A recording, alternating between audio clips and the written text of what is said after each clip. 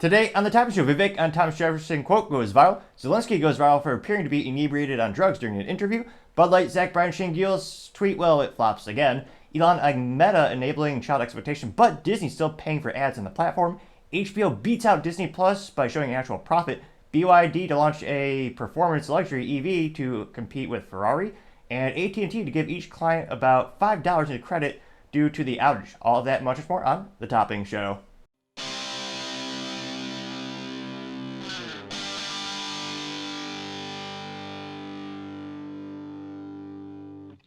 Thank you everyone for taking the time to tune in today. Today's episode of Topping Show is proudly sponsored by Topping Technologies. Topping Technologies is an IT value-added reseller and services company with a special proficiency IT security. Heck, I see their founder at least twice a day. Gotta say he's quite handsome and brilliant. He's me, you see, that's a joke. If you're an IT leader or business owner, you can reach the team at sales@toppingtechnologies.com. Also, we're trying to get to 4,000 subscribers by the end of the month, so if you click that button, I would greatly appreciate it. Now, going over to the business part of the podcast, you have HBO Max beats both Paramount as well as Disney to get the first streaming profit, a very rare thing in the streaming community. Disney's only been losing billions upon billions of dollars on their Disney Plus online streaming fiasco, which will allegedly make a fiscal profit this year. Maybe. Perhaps.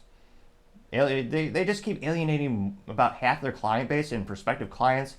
Who would have thought that wouldn't have been a good idea? Well, granted, anyone with a modicum of intelligence, granted that would not describe most people working at Disney these days. However, going back to good old Max, which is a terrible name for a streaming platform, that's most appropriately perhaps named for a dog. But yeah, they thought internally, we're going to take the great brand that we built up for decades, HBO, then we're going to call it HBO Go or HBO Plus, and then we're going to call it HBO Max. And at the end of the day, for their streaming, they decided to call it Max, which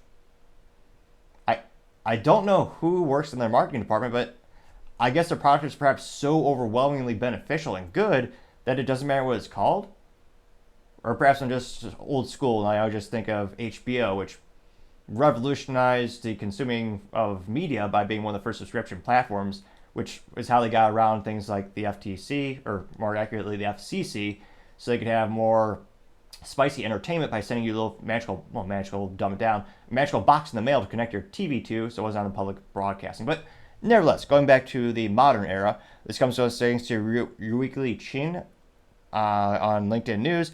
They note that Warner Bros. Discovery has some Hollywood bragging rights, quote, beating out rivals studios both Disney and Paramount to become the first with a profitable streaming platform. That's according to a Hollywood Reporter. It brought in $103 million last year from the Max app, which again seems like the worst name, well, not the worst, but one of the most silly names you can have for an app. But nevertheless, a lot of people apparently downloaded it and generated $103 million, which they better be talking about profit, because overall revenue, that's nothing for streaming platforms, relatively speaking. They also noted, but this part of its fourth quarter earnings reports was overshadowed by, quote, weakness in key areas. Warner Bros. Disney, also known as boringly as WBD, reported slumping advertising sales, and revenue in the fourth quarter was down around 7%, due mainly to production delays from Hollywood labor strikes, which, spoiler alert, AI will fix that pretty darn quick and pretty darn soon, considering most of Hollywood is just a copy-paste anyway. I don't know who writes the Fast and Furious scripts, but it might as well just be my nephew or niece, because all they do is copy-paste and perhaps insert more absurd concepts and ridiculousness and have one or two cliche lines, and of course you have to pay Vin Diesel to say the word family multiple times, while interestingly enough not being sponsored by Olive Garden, a missed opportunity and it's unfathomable almost with all the product plugins they have with that series, but nevertheless. Now, they noted that WBD also revealed it ended 2023 with 97.7 million streaming subscribers, up from 95.1 million in the third quarter, which, that's not too shabby. Now, perhaps the silver lining for this situation in terms of, they're making a little bit of profit. They note that a lot of big news, they suspect they're going to have more increase in subscribers because they are going to have a Harry Potter series coming in 2026, which, I was going to say, a wise man once said, time moves pretty quickly if you don't take time to enjoy it every once in a while, yada, yada, yada, I forget the rest. But nevertheless, that will be here before we know it. And that is perhaps one of the most important intellectual property relationships they have with J.K. Rowling. And that'll get a lot of people to tune in. I can't help but think a lot of people are going to subscribe just for that one show. as every streaming platform struggles to have some intellectual property that they maintain or they create. Because again, a lot of these things that people know, they're licensing deals, and that's just a short-term fix. It's one of those instances where I think Netflix paid $100 million to have the streaming rights for the old show called Friends, and that increased their subscriber count because people would buy Netflix to tune into that one specific show. But that's a short-term licensing agreement. Netflix doesn't own that in perpetuity. That's owned by, I forget who actually was the original creators of the show that licensed it out. But again, that's not going to be with Netflix forever. So a big way to actually get streamers and get people to buy into your streaming platform is to have more and more intellectual property that either create in-house or just buy outright. So it'll be interesting to see if Disney Plus maybe catches up and maybe shows a profit this year, or maybe Paramount Plus, which Paramount, what are they doing these days? Sure, well, granted, probably I'm definitely not the right audience since I do technically have a TV, but it's just above the treadmill. It's not I really don't tune into it during the week, or actually usually for the weekend long runs. But nevertheless, yeah, it'll be interesting to see. Let me know in the comments. Are you already subscribing to Max? And if not, is that something that you're going to maybe be interested in this year? I can't but think. I know a friend or two who has a Hulu account because they have a couple of things apparently, but. And Netflix, of course, seemingly everyone has. I like to say I'm part of the 1% of Americans that don't have Netflix. But, yeah, anecdotally speaking, I know a lot of people bragging about, tuning into the Max, which, interestingly sound. But let me know in the comments. As always, be fascinated to hear what you have to say. Other interesting business news, you have BYD to launch a $223,000 EV luxury sports car to compete with Ferrari. And apparently that they say will quote-unquote smoke a Ferrari. Now, I can barely say that with a straight face because it's an entirely different product category, but BYD is one of the fastest growing electric manufacturer of vehicles headquartered in China. And granted, thanks to China being very friendly towards businesses, having very low regulation, low taxes, low minimum wage laws, they can make vehicles much more efficiently and much more cheaply than pretty much anyone else on the planet. You also don't have things like the EPA destroying jobs and factories in China. Quite the antithesis. The government actually incentivizes it. Maybe someday the U.S. politicians will care about U.S. jobs. Let's just say I'm not holding my breath. But BYD says, oh yeah, we're going to come out with this vehicle. It's going to be $233,000. So I misspoke. $233,000. They say that it's going to be called and again, I don't want to say the odds of me are mispronouncing this are 100%. I mean, let's say 89%, but they're going to call it the Yang Wang U9. They're calling it an electric supercar. It'll go 0 to 60. What? Oh, I forgot. They're not in America, so they're measuring it in 0 to 100 kilometers per hour, which is actually 0 to 62 miles per hour. Ridiculous. In 2.36 seconds. It's going to cost that much money. Now, this is quite interesting considering the business model of the company previously. They're known for, again, making the cheapest entry-level vehicles for electric vehicle category. Their entry-level EV costs like $14,000, which is basically nothing relative to the U.S. market and what we're seeing in terms of EV products that we can currently purchase. Now, they also said they're going to have an electric SUV, but a couple of these websites are saying they're going to try to compete against Ferrari. It's going to be it's faster than the Ferrari. Jeez, who's in charge of marketing over there? The SF90 and the Bugatti Chiron, which that's good marketing. You can at least remember that. Official time 2.5 seconds, quicker than the Porsche 911 Turbo S. And a lot of people are saying this is going to make real ripple effects, which I don't see that being a reality anytime soon. I also think it's quite comical when other manufacturers try to compete against Ferrari. Not because of performance, but not a majority of Ferrari owners, but, well, let me take that back.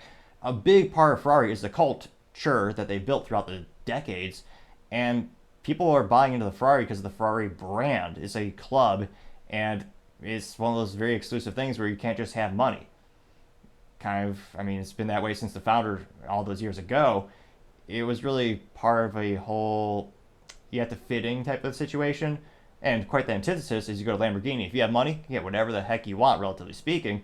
And they also don't care if you modify your vehicle, which, again, Ferrari, if you try to modify your vehicle, They're notorious for sending cease and desist letters to darn near everyone who modifies their vehicle.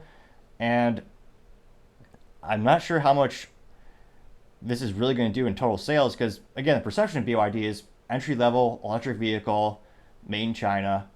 So they're trying to enter the luxury market, the performance market, and there are one or two performance, as much as I hate to say it, performance electric vehicles. Now, granted, when it comes to my personal preference, performance vehicle would be an internal combustion engine with a manual transmission, also known as a stick shift, also known as having 3 pedals, also known as the most fun you'll ever have while driving a vehicle and enjoying the automotive experience. But I digress. I know a couple folks are big fans of EVs, and because of the inherent technology, they can go pretty darn fast. Though I still think the Dodge Challenger, I forget the Demon Banana Falcon, where they call the last trim line, 0 to 60 in like 1.66 seconds, which that was a marvel of Dodge Chrysler engineering. I wish they did it years ago. It was a good final hoorah. That is still technically the fastest car, but granted, you have to have special circumstances. But it'll be interesting to see. I don't think this is really going to have that much of a big impact on the ultra luxury performance vehicles, partially because of the brand. A lot of the luxuries people buy into is because of the brand, it's the heritage, they've been around for a while.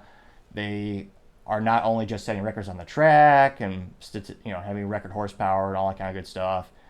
But let me know in the comments, would you pay, again, $233,000 for an electric vehicle, the Yang Wang U9?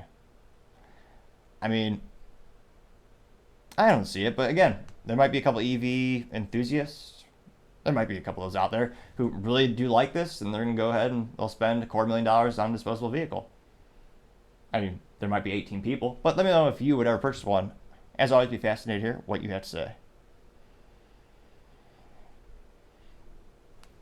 Now, going over to the Culture Problem podcast, you have Bud Light Zach Bryan picture. Well, it kind of flips. Now, this comes to Bud Light specific X Twitter profile, and they say, quote, "Cold beer and Zach Bryan, that's music to our ears," unquote. And again, I don't know if perhaps they're inebriated because they work at Bud Light, they don't know how to do social media, or maybe they just are too drunk to actually click, the @ symbol on the computer. But again, you've seen this multiple times. I think they've successfully tagged someone on social media like once or twice. Maybe this is part of the contract where Zach Bryan said, "I really don't want you to tag me in your actual post." But if you're spending millions of dollars on a celebrity to be a brand ambassador or whatever you want to call this type of situation, I would sure as hell want it to be showing up on their timeline. Now, granted, I don't know how many people would want that. That'd be pretty embarrassing to actually have that on your timeline, being a brand ambassador for Bud Light. But again, they didn't even tag him. They also didn't send you a link to a music video, which is purportedly what he does. He's holding an acoustic guitar. So one would think there'd be some type of promotion. Like maybe click this URL and see a video he created where he talks about having a Bud Light, which I know a lot of country music is depressing as hell. You lose your dog, you lose your truck, you lose your wife. I mean, don't get me wrong, I do appreciate a little country. I mean, the only thing that would make that situation worse, like let's say worst comes to worst, you lose your dog, you lose your truck, you lose your wife. What if then at the end of that they gave you a case of Bud Light? Again, that might be the final nail in the coffin for you to, I pray it wouldn't happen, but that might actually push someone to end their life prematurely. Because again, imagine you're at your worst. You lose all that, and someone gives you a case of Bud Light. That'd be quite, maybe the definition of adding insult to injury. It certainly is going to turn your day around. I'll just say that much. But yeah, there's no URL just saying, oh yeah, hey, click on this. Maybe a music video for Bud Light or some type of promo where if you do a reply, you could actually win a chance to get some signed merchandise by the celebrity. But no, it's just him holding his acoustic guitar and holding a can of Bud Light. Now, interestingly enough, it's not a straightforward picture of him, and the picture is taken at an angle, so you actually don't see the whole Bud Light logo. You just see the UD and HT on the can. And again, I'm sure this was taken at it was taken at the Bud Light concerts that they're sponsoring, but I'm surprised they didn't take Photoshop to just rotate the can by 30 to 40 degrees so you could perfectly see the logo. But perhaps I'm reading too much into this. Granted, maybe they just took the quick picture and they wanted to put this on them internets. And it did get more views than usual. So it's not completely, for multi-billion dollars, still a failure. But for what is the new Bud Light, it is perhaps better than usual. It got 22,000 views and 221 likes. So that's one of the best, most liked things for Bud Light this calendar year. And I'm granted that's probably just a lot of people who are fans of Zach Bryan, but mostly probably roasting it. I mean, probably. But let's dive into the comments and find out. One of the first ones comes from Josu Senpai, who simply says, "Hell yeah." No one liked that comment. However, Bud Light did respond saying, "Real ones know." Know what? Real ones know? Let's go to Josie and look at their profile. Maybe there's, let's see. They joined in 2010, 615 followers. Holy Moses. This might be the third time this happened all year, folks. This person only has one or two posts about winning free crap.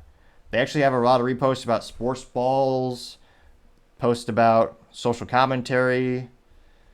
It's not someone who's just a alleged bot who just copy pastes for every little free crap you could win on X Twitter with sweepstakes and raffle cards, raffle tickets for gift cards. Nevertheless, it's actually a real profile. I was shocked that it usually never happens. So that's probably third time this year.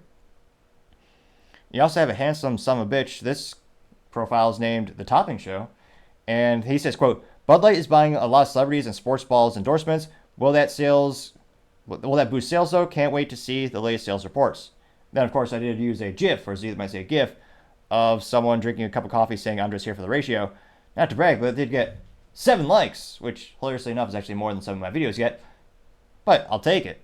You also have someone by the name of The Kinder, Gentler MFer says there's hidden replies, unquote, getting 9 likes, and we will tune into those in a second here. You have Reese Wisden saying, quote, "I would consider having a Bud Light once a public apology. Till then, no way," unquote. That got 30 likes. Now, granted, I did like that as well, but still, that is quite a few likes. You also have the Ringmaster saying, quote, "Absolutely, Bud Light. I'll be there as soon as I'm done stroking my girlfriend's private penis." Trying to think of a nice way of saying that, but if I say private part, that would lose the meaning. Now, that got 47 likes, which is quite a few. You have Derek Townsend saying, "Send me tickets for the Los Angeles show," unquote, getting 2 likes. Which, you also have Starry Night saying, "I would love to see him in concert, love his music," getting 3 likes. The power of celebrity endorsement seems to be working. We're getting some not negative comments. Although we go to the Starry Night profile, what are they doing? Let's see here. They are...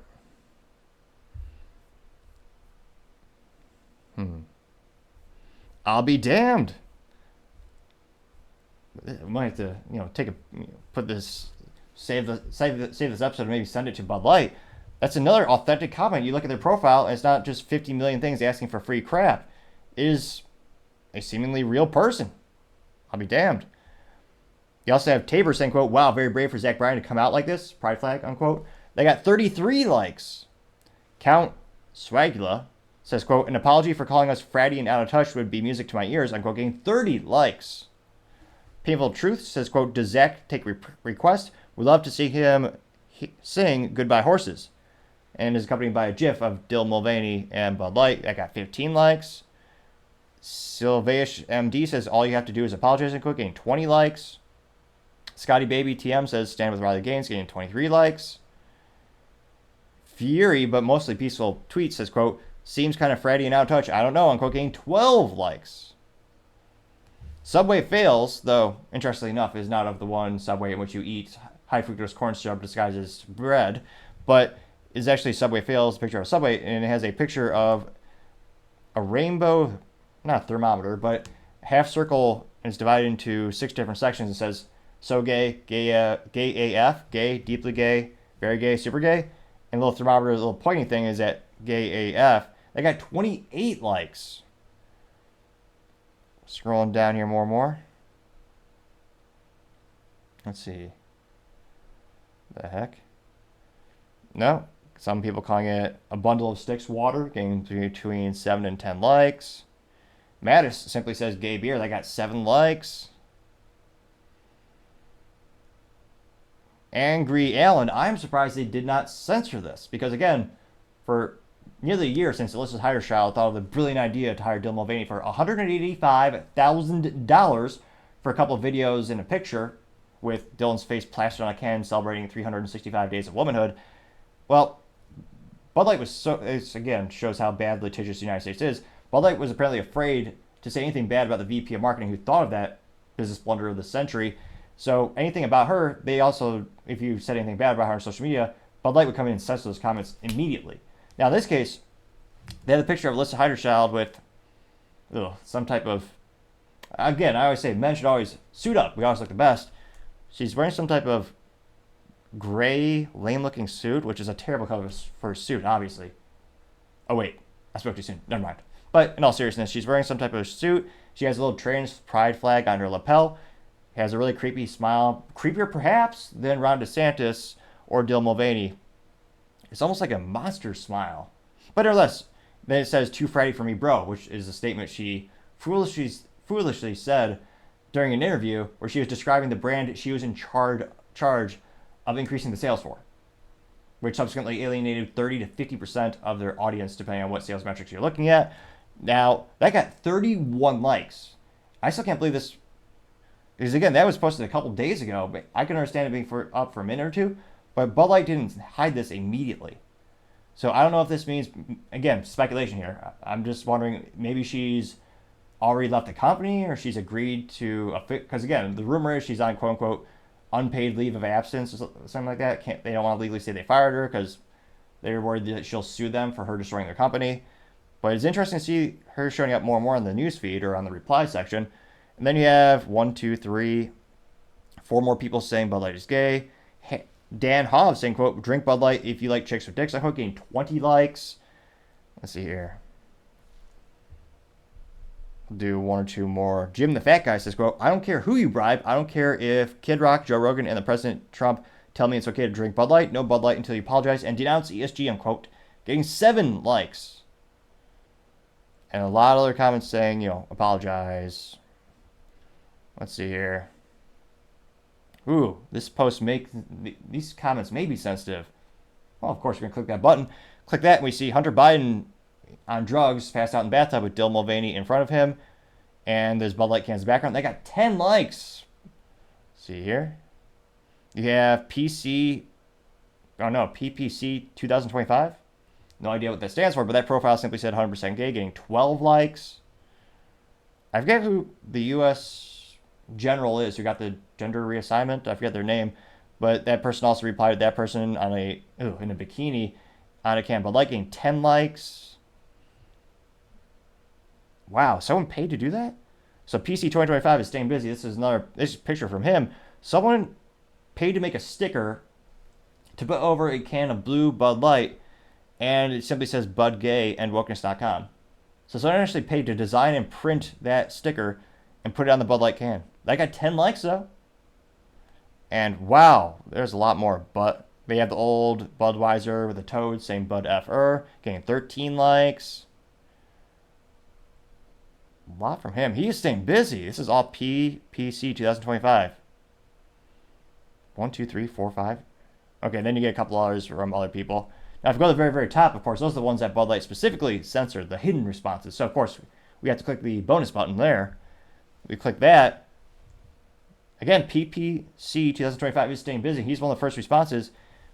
And he has the Bud Light can that's been photoshopped to say bundle of sticks light. And it says cut off your dick. And the hilarious part to me is the little nuances. The little disclaimer that normally says you have to be 21 to drink. The little disclaimer it's barely there. It's like you have to really look for this joke to see it. It says, "Please cut off your dick responsibly," unquote. Now that got 14 likes before it was hidden by Bud Light. Is this the same guy? This guy's got a lot of time in his hands. PPC 2025 had the Pride can of Bud Light bottle. It said the number 1 choice of trannies and bundles of sticks, getting 8 likes. Is this all him?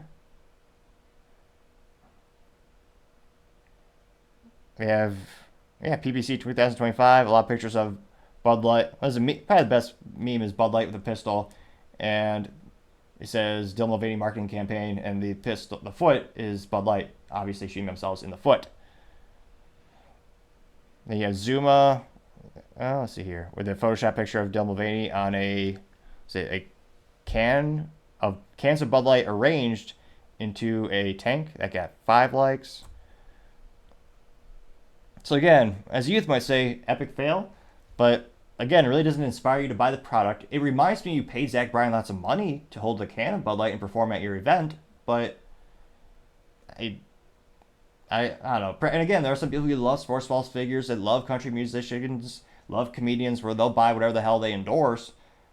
But I don't know. To me, perhaps I just scrutinize advertisements a little bit more. Granted, I'm not the core audience or the core prospective client that Bud Light is looking for. Truth be told, I really don't drink beer. Perhaps when this occasion calls for it, may enjoy spirits. But yeah, it really doesn't inspire me to go out and buy it. Let me know. Would you ever? Does this brand ambassador inspire you to go out and spend copious amounts of your hard-earned dollar on Bud Light? I mean, as always, I'd be fascinated to hear what you have to say. Other interesting cultural news, you have Elon Musk tweeting about Meta enabling child exploitation, but Disney still pays to put advertisements on that platform. Now, this after you had controversy of Disney threatening and then subsequently removing paid advertisements on X Twitter when Elon allegedly said something that was anti-Semitic. The most morally vacuous and I would argue, dark humor, hypocrisy being IBM pulling their advertising dollars off of X Twitter after Elon said something, when IBM, you can make the argument that they are perhaps one of the most morally vacuous companies since the dawn of time. Look up a book by Edwin Black. It's called IBM and the Holocaust. Spoiler alert, IBM had the punch card technology that enabled them to track people, trains, products, and they took the census that allowed Germany to identify all the Jewish community, and all the numbers that were later inscribed on their arms, they were all tracked by IBM. And yet IBM said, oh yeah, Elon, we don't like what you said, we're going to pull our funding.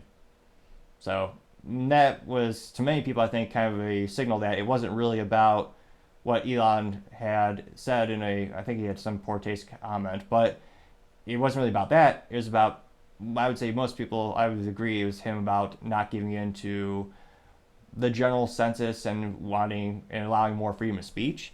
Now, again, Elon actually came in and he got rid of a lot of the child exploitation that were previously subsequently on X Twitter. In fact, I forget the name of one of the executives at X Twitter that actually found child material on his personal device, which perhaps kind of just goes to show you what used to work at X Twitter. Now, Elon said, quote, Meta staff found Instagram tool enabling child exploitation. The company pressed ahead anyway, and yet Disney spends billions on advertising on Meta. And there's an article linked to the Wall Street Journal, and it talks about how the platform was enabling the most morally vacuous act, I would argue, ever. And Elon got 14.8 million views and 84,000 likes. Now, Elon Musk also said New York Times too, and it goes to an article saying the marketplace of girl influencers managed by moms and stalked by men, which is quite concerning. They got 11,000 likes. Scrolling down, you have Ashley St. Clair saying, quote, for those who don't want a paywall, Wall Street Journal says, quote, Meta staff found Instagram tool enabling child exploitation. The company pressed ahead away. Employees offered suggestions to reduce the risk of misuse of subscription accounts featuring minors. Meta took another approach, saying its programs were well monitored, unquote. They got 1.3 thousand likes. Robbie Starbucks said, quote, there's a war on children and Disney not only doesn't care, they're contributing to it, getting 1.2 thousand likes. You also have Tim Young saying, quote, funny how they allow that, but labeling my Instagram meme with a Hunter Biden pic of him wearing a scarf, adult content, and restricting my account for months, unquote, getting 1.2 thousand likes. Well, yes, there's the famous meme of being in Facebook jail, and it is quite telling when there's only one category you're not allowed to criticize on Facebook. You can make all the jokes you want if you want to be about old white guys or Christianity or Catholicism. Those jokes will always be on the platform. However, there are a couple other categories. If you even hint at a joke, they're supposed to be taken down immediately. I can't tell you the number of times, and I'm a part of a couple meme groups, including tech memes I find pretty entertaining as well. But there are a couple of those meme groups where you look at it, you see it on the screen for a second, When you click on the comments, it says, oh yeah, this page is down for, this post has gone down for maintenance. Which is a nice way of saying they're erasing it from history. Now going back to a couple other comments here.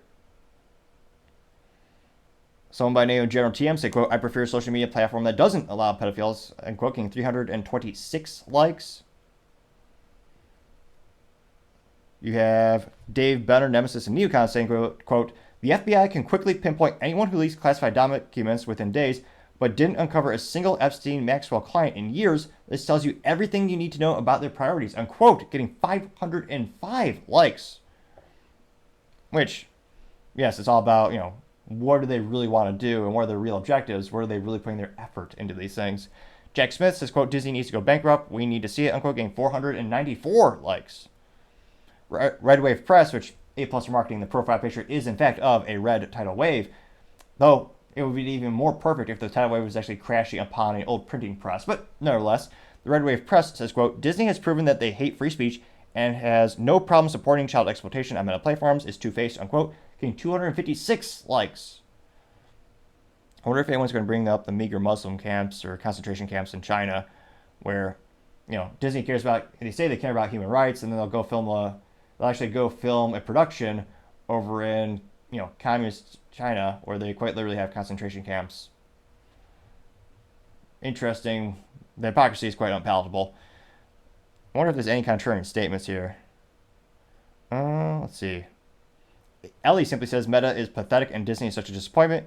And there's a meme that says Disney to do remake of Snow White, and it's Snow White using a urinal with all the 7 dwarves looking up astonished and scared. They got 116 likes, and I'm surprised they actually didn't Photoshop the biological man who wears dresses, who works at Disney. They employ this person and actually sells dresses to little girls at Disneyland. Or Disney World, I can never remember which one is which.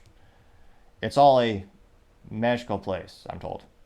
Scrolling down, you have Ryan Sheed saying, quote, You support domestic terrorism and a convicted rapist? Nothing changes that fact? While that is mentally vacuous, it got 119 likes. This person does not even elaborate on what that means. Not a very compelling response. It is contrarian to someone who's saying something against Elon, but again, not very compelling. And granted, I know you're limited on the number of characters you can use in your post and your response on X Twitter, but yeah, not very good at compelling because you didn't bring up the two things you're talking about. So if someone isn't, again, I don't see how in any way Elon supports those things. See here, going down a little bit more. Let's see here. The architect said, quote, Parents offering up their own children to pedophiles online shows you exactly how close we are to a societal collapse of epic proportions, unquote. Getting 295 likes. Scrolling down. Matthew J. Show simply says, Disney equals evil, unquote, getting 14 likes. Fox, though not the news, it's a lady. And she has stars, the star emoji in her profile, but not a picture of a fox, or emoji of a fox. That just is a fail. But nevertheless, this alleged fox says absolutely disgusting and 34 likes.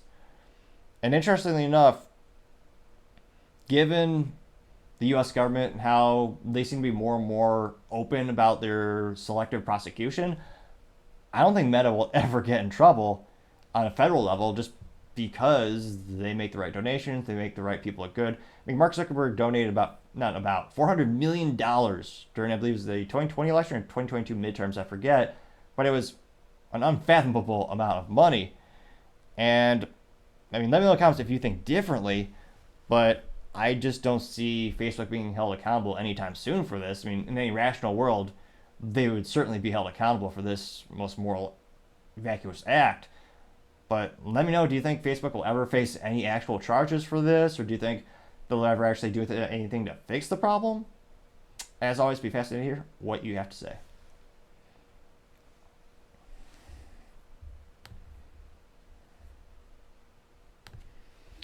Now going over to the political part of the podcast, you have Vivek Ramaswamy on Thomas Jefferson Quote around tyranny of the mind goes viral on X Twitter.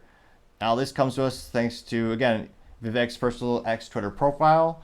And he says this little quote before he actually says it in the video. It says, quote, I have sworn upon the altar of God eternal hostility against every form of tyranny, over the mind of man, unquote. That's from Thomas Jefferson, September 1800. And it's only about a minute 12 long, so not too bad. So I'm going to go ahead and, without further ado, play it over here. I'm at the Jefferson Memorial, taking my son Arjun around to see the monuments. Speak about our founding fathers. I want to pass that on to our kids so they have an understanding of our history as well. Thomas Jefferson. He was a guy who spoke not just of a tyranny in general. He spoke specifically about standing up to a tyranny of the mind.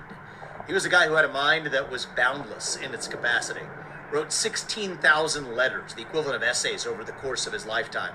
Wrote the Declaration of Independence, of course, but also an inventor of the polygraph test, of the swivel chair.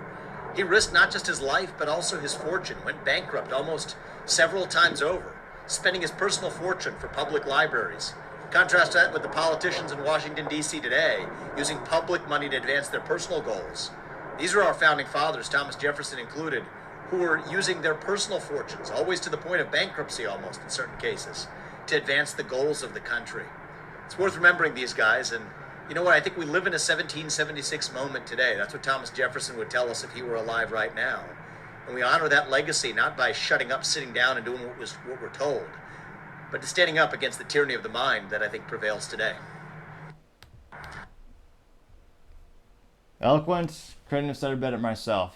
And it is quite unfortunate. I wonder how many average students in the United States even know who Thomas Jefferson is when, I should be told, public schools, in terms of all the metrics, they're at all-time low. Every test they take, they do a little bit worse on, and yet the ACT score is at a 32-year low, actually, and yet the teachers' unions, they say deserve more and more money. And fascinatingly enough, the areas where they spend the most money on students, they actually perform the worst. Think of Chicago and Detroit students.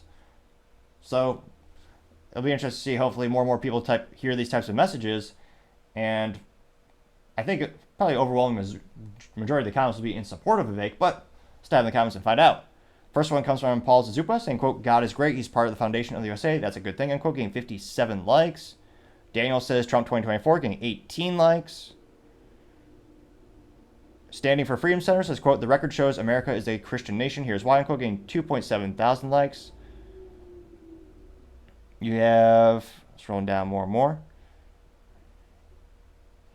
We have Atal Agarwal saying, quote, 1800s, Thomas Jefferson was a publicly consistent opponent of slavery, calling it a moral depravity. 2024, 1.8 million high-skilled legal Indian immigrants waiting for 100 years to get a green card in America, unquote, getting 41 likes, but 100 plus years, that's, what? Is he combining the years of all those? Not sure what he's talking about, considering how much business the United States does with India, especially with technology. They're one of the largest outsourcing places on the planet.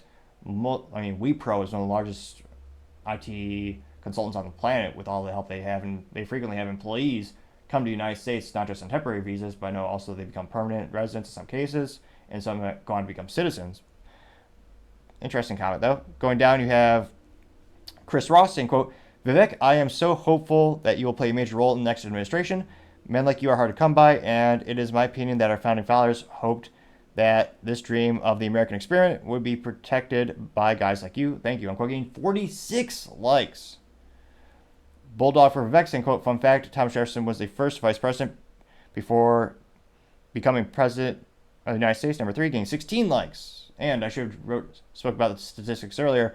This, for Vivek, didn't do the best, but I thought it was one of the best messages he put out lately. It got 437,000 likes in the first 48 hours, so earlier it did probably not too bad. It also got 21,000 likes. So an important message, and I wonder how many Americans truly believe in the founding fathers these days, and how much will it really resonate with people. But not too surprised that scrolling down, you got the one or two contrarian statements. But as usual, pretty much overwhelming positive responses for Vivek. And again, it'll be fascinating to see what his future is when it comes to politics. But as I always say, time shall tell. Other interesting political news, you have Zelenskyy going viral for appearing to be high and inebriated on drugs during an interview. Now, I can't imagine an American not knowing who Zelenskyy is. I mean, there are probably more people who know who he is versus their state senators and their local officials and local mayors, which makes sense considering most of your tax dollars have been going to him lately. Again, the U.S. has given Ukraine over believe about $200 billion between not only cash, people talk about, they sent them over $100 billion in cash. True, but in terms of $200 billion around cash, as well as a mixture of not only physical military armaments, but also you have medical and you have, I believe, like food and quote unquote humanitarian items as well. So it's one of the largest tax recipients from the United States. And also, he is one of the highest fashion offenders on the planet. We've given him billions of dollars, and he comes and visits us in his sweater. As we all know, men always suit up, and I can't imagine getting paid hundreds of billions of dollars, not even having the respect to actually properly suit up and dress up, but instead wear the same silly sweater pretending he's a soldier. Where there's a lot of people wondering, why do we ever see? Is it just propaganda? How close is he really to the action? That's a big point of speculation for some of the people who dare to critique him. Now, this comes from War Clandestine on X Twitter, and as the youth might say, it went viral, getting 3.8 million views and 39,000 likes in the first 48 hours. So it's had a couple days to brew, pun mildly intended. Now, he says before the video, quote, Zelenskyy is visibly high as hell on MSNBC. How much longer are we going to let this clown show go on? This man looked coked out of his mind while getting asked about the war. He is losing. This is the guy Congress wants to give another $60 billion of our money to. And thankfully, it's only about 34 seconds, so we'll play that right quick. Mr. President, I just returned from several areas along the front line in the south and in the east, and soldiers there. Who sits like this? He's like, again, you're a billionaire. I'm surprised he's not smiling a little bit more. Told me they have to ration their ammunition.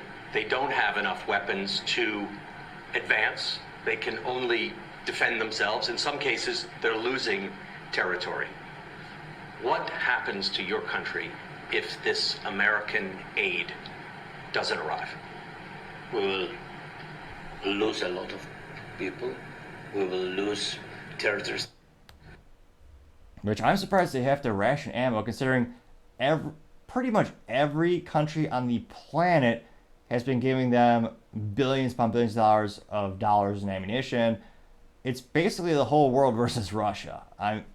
It's astonishing how many resources has been shipped there.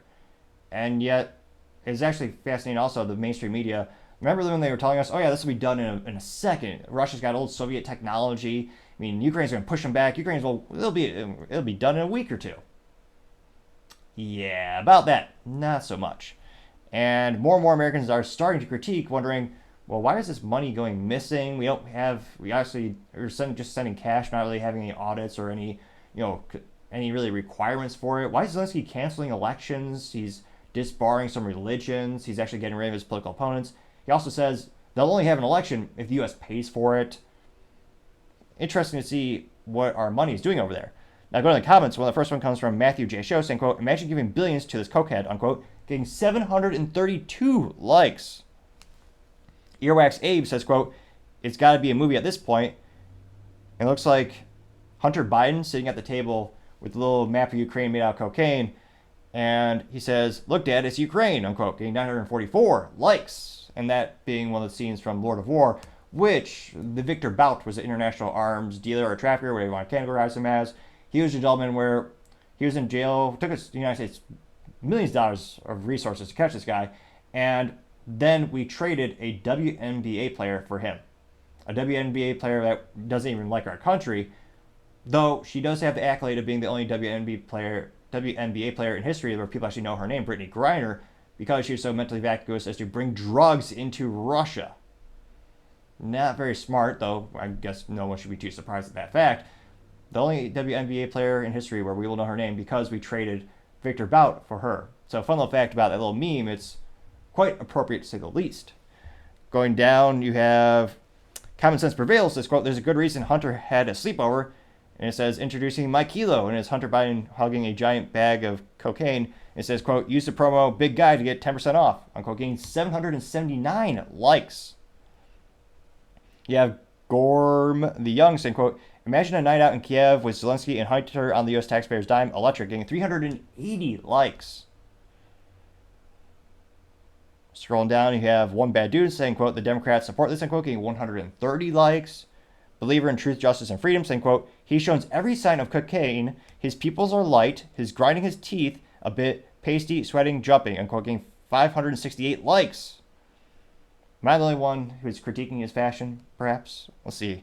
You have Ryan Walensky saying, quote, Hunter Biden must be visiting Ukraine, getting 320 likes.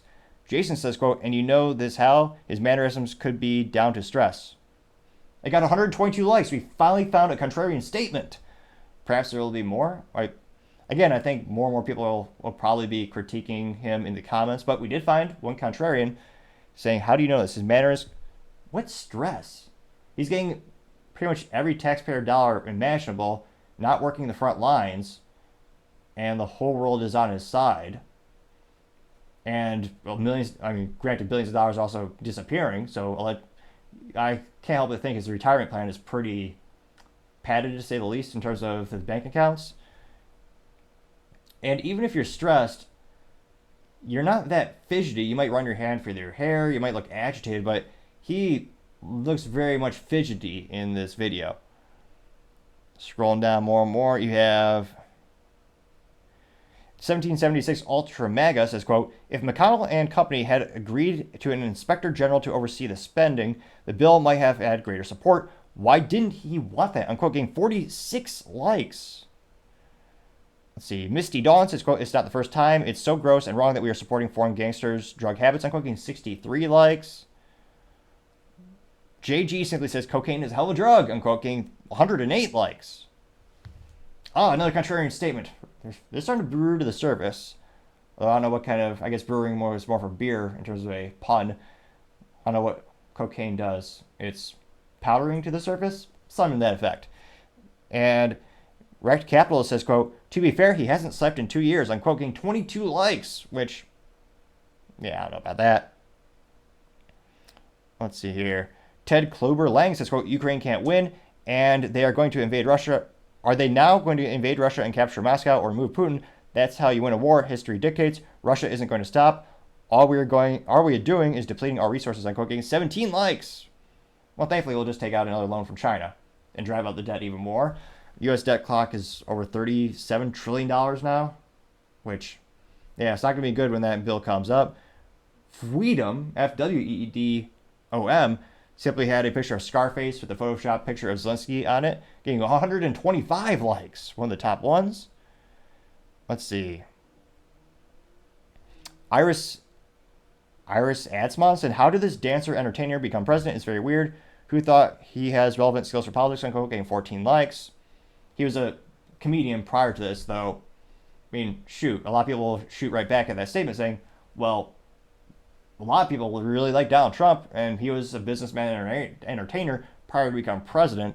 So, I mean, that is certainly a critique, but I don't know how much water that argument really holds these days when we see more and more individuals not having a career in politics getting into politics and having success. Well, Zelenskyy, I don't know. I mean, in terms of, you could probably argue he's having unprecedented success, how many billions of dollars the country is getting, but I partially digress.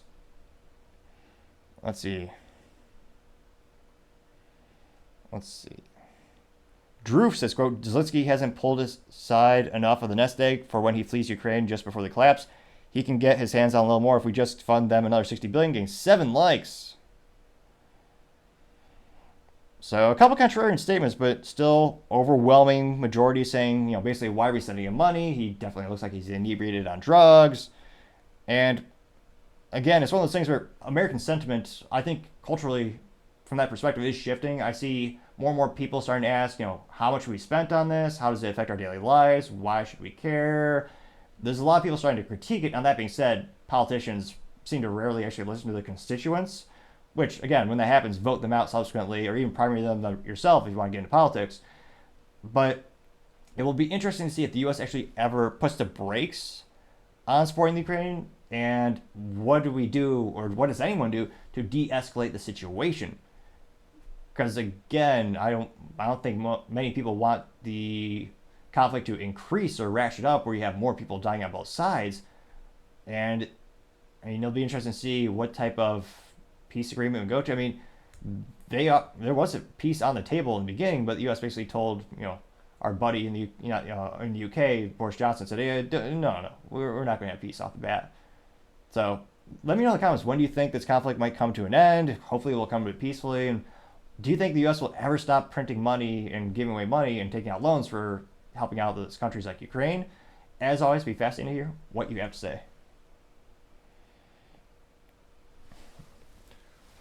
Now going over to the business blunder of the day, you have AT&T outage costing them $5 per customer affected. Now that is about how much they're offering to compensate folks for that outage. This comes to us thanks to cbsnews.com. They say, quote, AT&T to offer customers a $5 credit after phone service outage. Here's how you have to get it.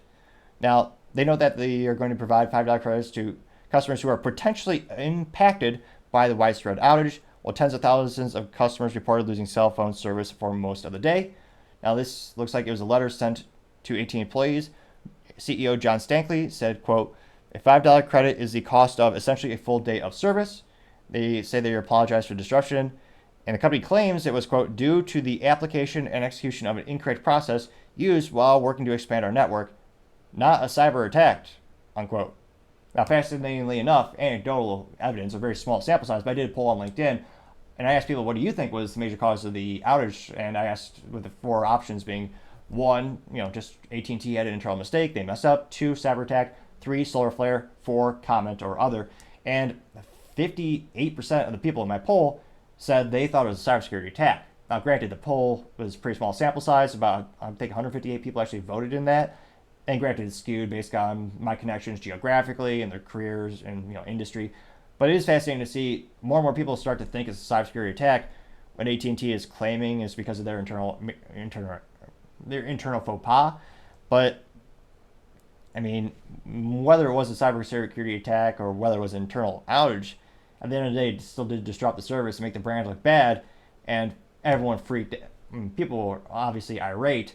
I'm actually astonished actually offering anything, since, usually the terms of service are pretty much like many a contract skewed against you. And you see this with a lot of home internet service providers or ISPs, where your bandwidth and you'll pay for a gig, but you look at how much your speeds are, it's maybe 600, 700 megabytes per second. And of course, there's always some fine print saying, oh yeah, that's a gig, so you have to have it, you have to have a physical, a little plugged into the laptop with the Ethernet cable. It has to be the perfect time of day with all the perfect circumstances. And very similar, there's usually something like that when it comes to disruptions. So I don't think there's any legal way you could force them to pay this. Now, I understand for PR, it obviously makes them look good, but still the shareholders aren't going to be too happy because, again, it's $5 and it is a credit, so it's not like it's cash coming out of the company, but that means it's lost sales. So the sales are going to actually go down $5 per user, and again, that adds up a lot in aggregate considering how many actual customers AT&T has. So whether or not what the real reason was, the fact that they had that outage with their name on it, and now it's going to cost them a pretty penny, because again, with all those customers affected, the $5 will add up with lost revenue. That certainly has to be the business blunder of the day. Thank you everyone for taking the time to tune in today. Again, we're trying to get to 4,000 subscribers by the end of the month, so if you could click that button, I would greatly appreciate it. Also, leaving a thumbs up, thumbs down, or comment is a great way to give me some additional feedback on how I can make the show better and better. Lastly, don't forget to take the time to tell your family, tell your friends, tell your coworkers, heck, tell your enemies, tell anyone and everyone. Just stay safe and fight the good fight.